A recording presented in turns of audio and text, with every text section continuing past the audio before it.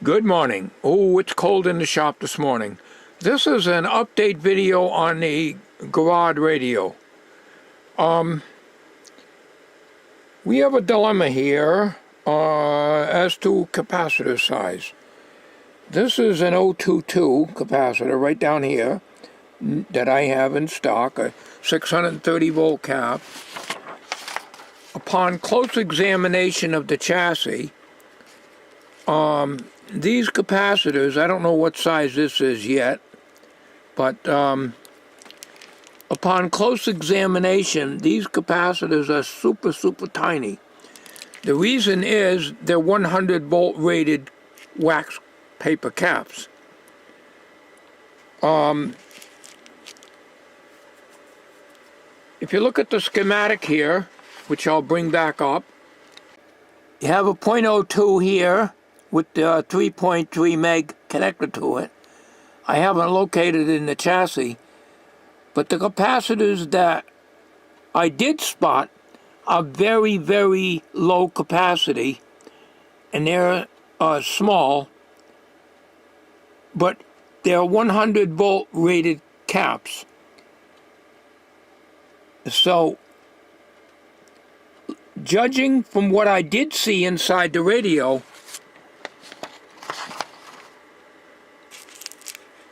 all my caps are 630 volts, as I said. Get them from Sal's Capacitor Corner.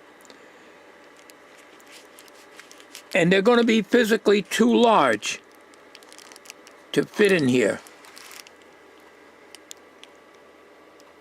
Here's one right here. That's on the audio output tube. I don't know the value of that. You might be able to see that. But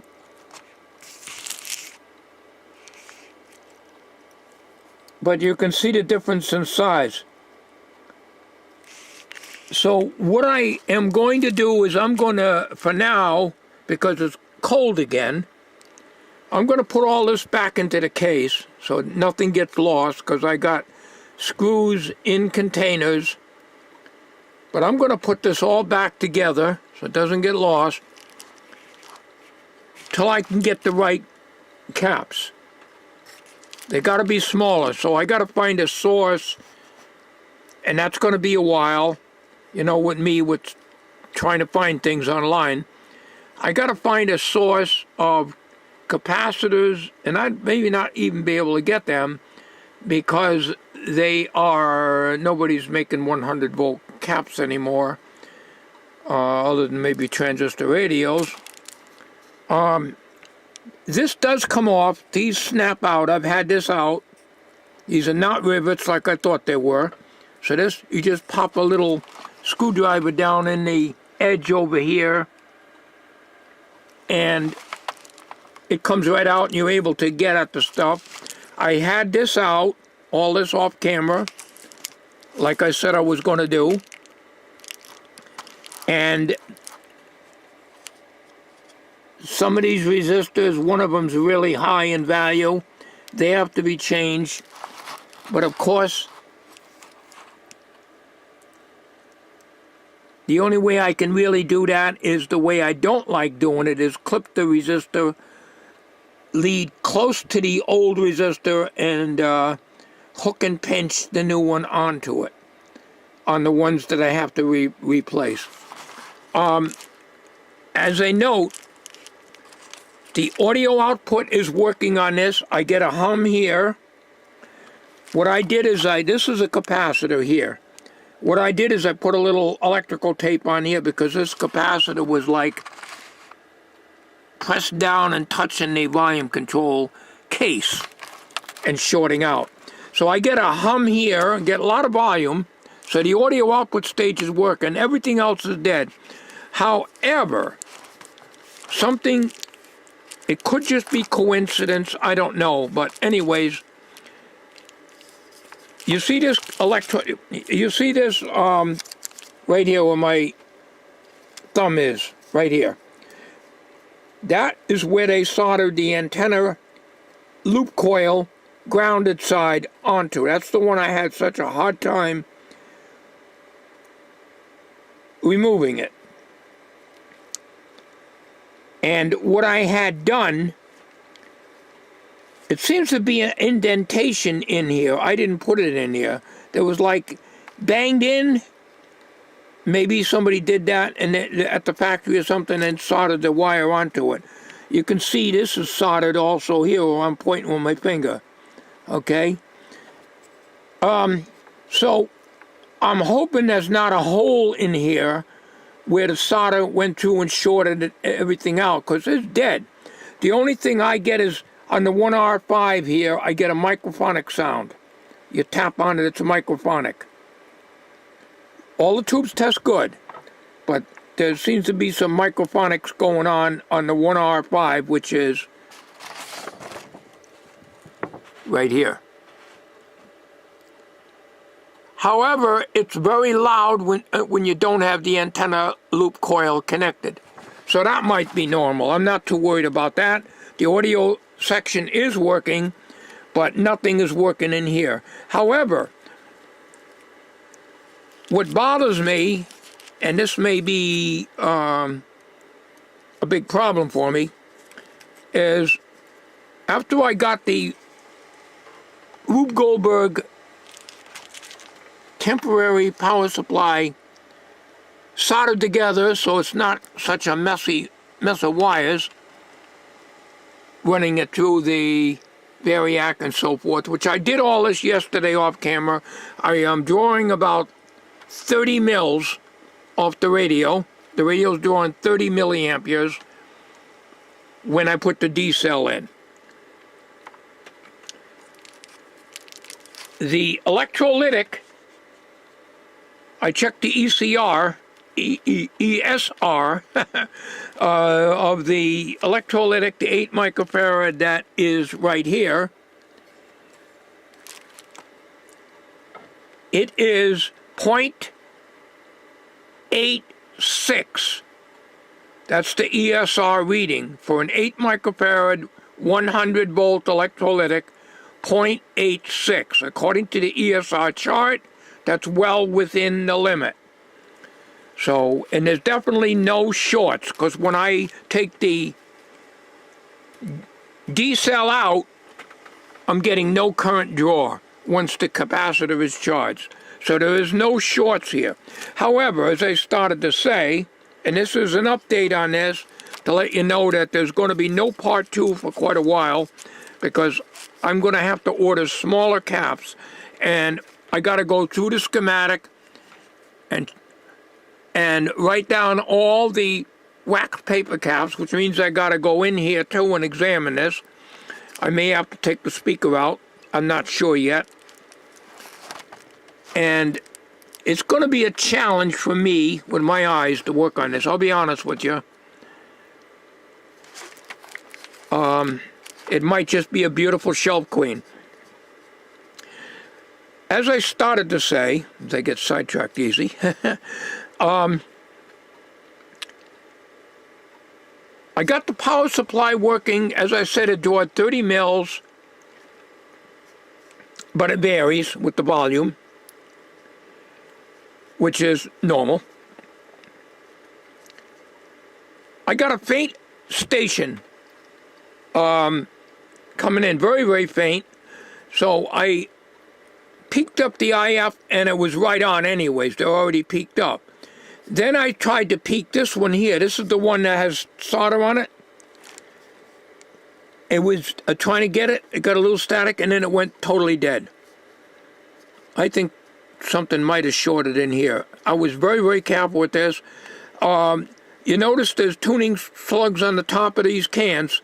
In other words, these are not slug tuned. These are capacitor tuned trimmers. So there's no problem with silver mica disease on these type of cans.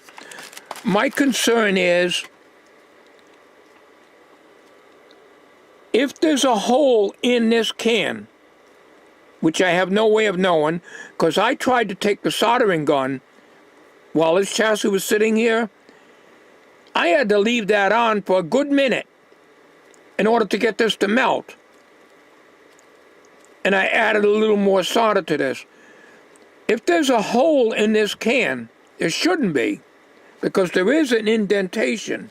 You don't see it now because it's covered with solder. Maybe solder got in there and shorted that out. If that happened, there's nothing I can do. I can't work on this. So again, this is a beautiful radio. This will be a beautiful shelf queen, and simple as that. So what I will attempt to do, and I'm not in a hurry for this, you know. I don't want to leave it apart, even though I can put it in a cardboard box. I don't want to leave it apart for a long period of time. I'll eventually forget where everything goes, even though I got the screws in a container with a little piece of paper noting each screw and where it goes. I'd rather close it all up. Volume control didn't seem to make any difference cleaning it, but it's cleaned. Like I say, I'm getting a loud hum out of here, so the audio is working. So we don't have any radio reception whatsoever when I move the tuning condenser from one end to the other. All I got was a lot of noise from the switching power supply that runs my dehumidifier, which is right here. A lot of racket, so I unplugged it, and I still didn't get any reception. Everything seemed to have gone totally dead once I put my screwdriver in the slot. And I was very gentle with it. Very, very gentle with a very small metal screwdriver. Now,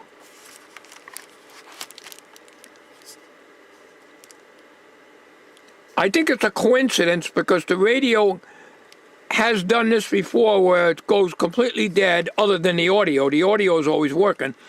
And then it seems to come back to life again a little bit, and no noticeable difference on the current draw. So, I think the best thing to do right at this stage of the game, we're going to quit on the radio for now. I am going to look into this. I'm going to check the capacitors and see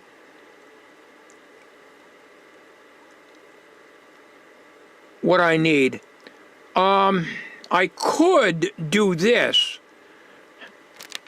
These I got from China on eBay.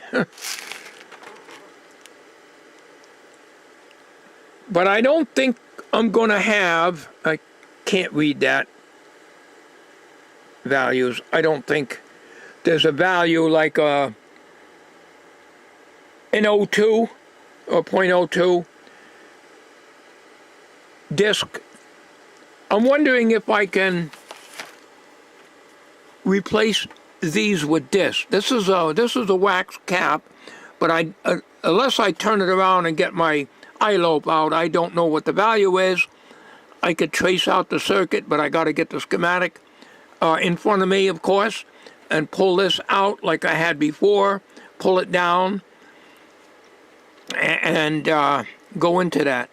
What I don't want to do is to jam in. I'm not saying this is an O2 too. There is an O2 in here. I don't know if this is it that I showed you on the schematic. But anyways, as a point of reference, this looks pretty close, but I don't know the size of this. This could be the O2. It could be something else. But one thing's for sure, they use very tiny,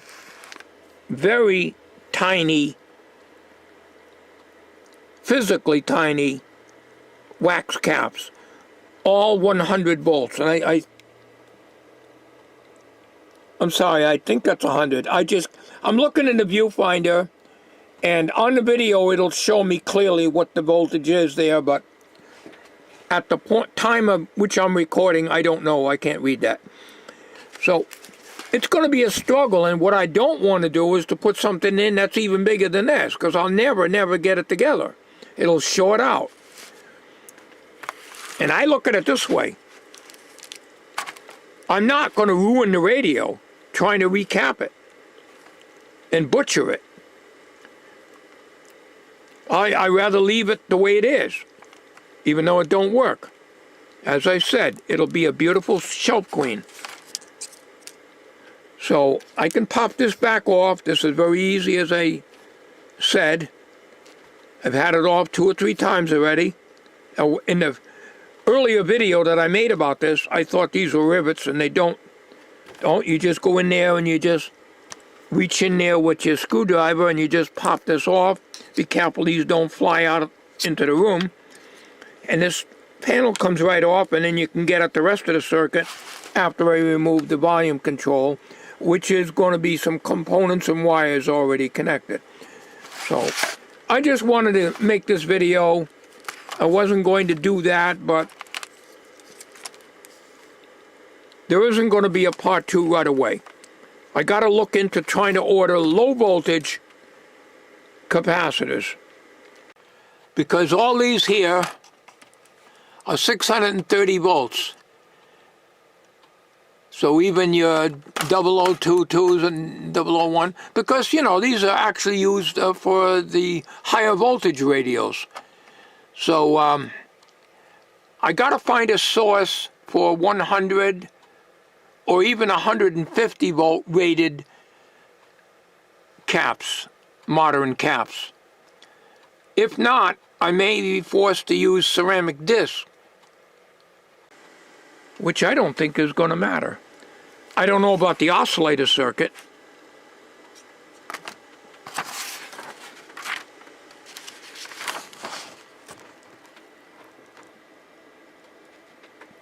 Whether that's a problem, I don't know what they use in that. It could be wax paper. There isn't a lot to this radio, it's just that it's so cramped and so small. I knew it when I bought it, but it was such a beautiful little radio. It would look good as a shelf queen, and I do have room for this in the house.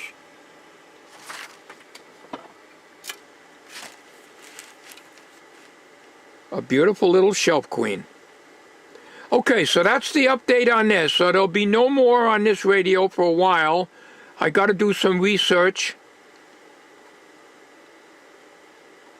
Probably in a week or 2 weeks. Give me a couple of weeks, I'll look into this, because I don't think Sal's Capacitor Corner has low voltage caps. I don't really know. It takes a while to get caps from Sal. It's a one-man show, so, you know. But I got to find out what I have to do in this. And there's a possibility, even if I get the caps, to be perfectly honest with you, I may not even be able to do it. It's just too small. So I got a lot of thinking on this one to do. So I'm going to put it together for now.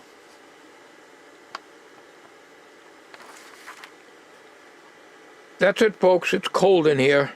I got to get into the house.